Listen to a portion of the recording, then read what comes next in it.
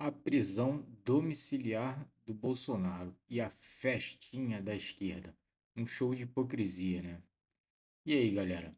Vamos falar daquela notícia que deixou a esquerda pulando de alegria, igual criança em parque de diversão. A prisão domiciliar do Bolsonaro. Pois é, Alexandre de Moraes, né? Como todo mundo já sabe, fez isso. Só que dessa vez é uma prisão domiciliar, ou seja, ele continua em casa, quase de férias, mas com um carimbo simbólico que serve para a esquerda bater no peito e dizer: pegamos ele.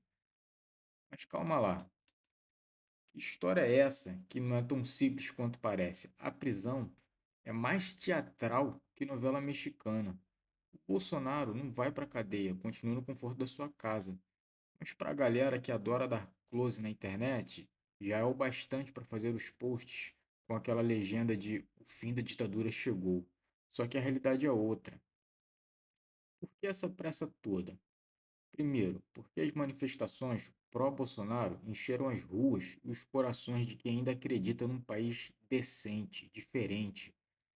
A esquerda ficou puta, como quem caiu num banho frio, surpresa e cheio de medo ao mesmo tempo.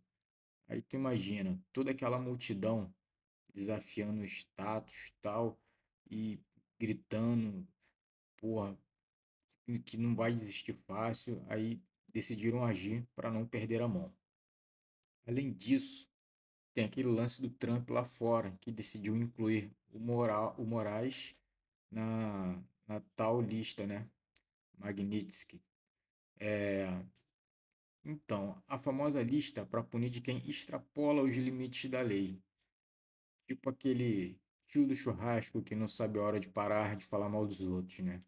Isso mexeu com a situação e agora querem provar para o mundo que está no controle, mesmo que isso custe virar chacota internacional. Enquanto isso, o resto do STF está lá, quer dizer, estão vendo com quem eles brigaram, né? Nada mais, nada menos que o cara que manda no mundo, que é o Trump, evitando aparecer.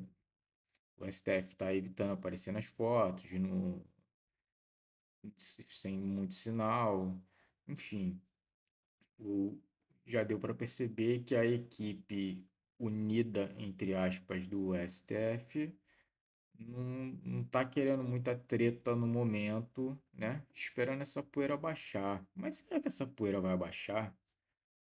Vamos lá. A prisão vai ter que passar pela primeira turma do STF, aquela galera mais, entre aspas, madura e com um pezinho na cautela. E o que esperar? Uns vão torcer o nariz, outros vão se fazer de bons moços e uns poucos provavelmente vão olhar para a câmera e pensar: será que vale a pena me meter nessa encrenca? No fim das contas, ninguém quer ser o cara que ajudou a enterrar de vez a democracia, mesmo que isso seja só uma peça teatral para inglês ver.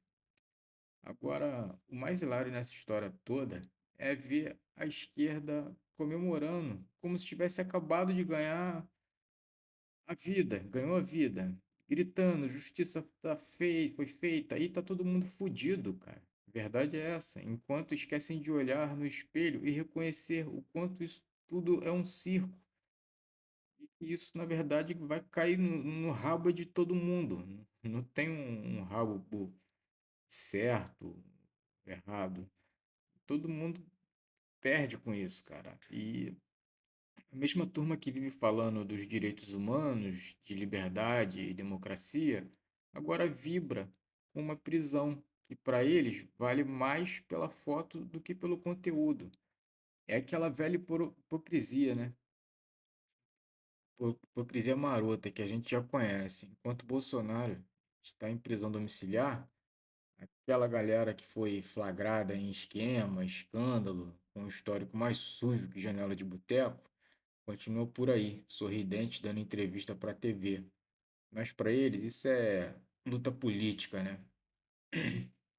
Bolsonaro é motivo de prisão. Enfim, muita hipocrisia. E olha que a prisão foi decretada porque Bolsonaro teria, segundo a decisão, participado dissimuladamente das manifestações. Tipo aquele amigo, né, que aparece na festa, mas tenta não se envolver muito para não pagar o mico. Enfim, só que a realidade é que a galera que estava na rua estava ali por ele.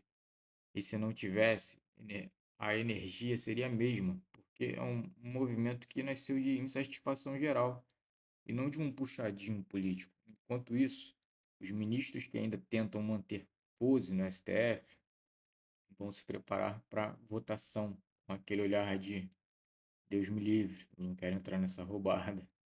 Imagina só, votar para referendar a prisão de alguém que tem apoio nas ruas, que será a figura central nas eleições de 2026. É pedir para se queimar de quebra e entrar, talvez aí na mesma lista aí que o Xandão, né? Enfim, lista do que não se deve fazer na vida pública. E o circo não para por aí. Vazamentos recentes sobre o uso ilegal de estruturas do TSE para investigar manifestações, que deveria ser coisa da Polícia Federal, situação ainda mais tensa. O uso do Tribunal Eleitoral para coisas que não são eleitorais é mais ou menos como usar o controle remoto da TV para tentar ligar o micro-ondas. Simplesmente não funciona e ainda gera confusão. E para fechar com chave de ouro, tentam enterrar a discussão sobre as manifestações e os vazamentos com essa prisão repentina. Um golpe de mestre ou de desespero? Difícil dizer, mas que o teatro está armado, tá. No fim das contas, temos uma cena política que tenta ser salvadora da democracia, enquanto provoca a maior crise nos últimos tempos. Uma peça digna de Shakespeare, só que sem final feliz. E enquanto isso, a esquerda comemora uma prisão que é mais simbólica do que efetiva, enquanto o país assiste, dividido e exausto, esse circo que insiste em não acabar. É isso aí. Esse é o nosso Brasil.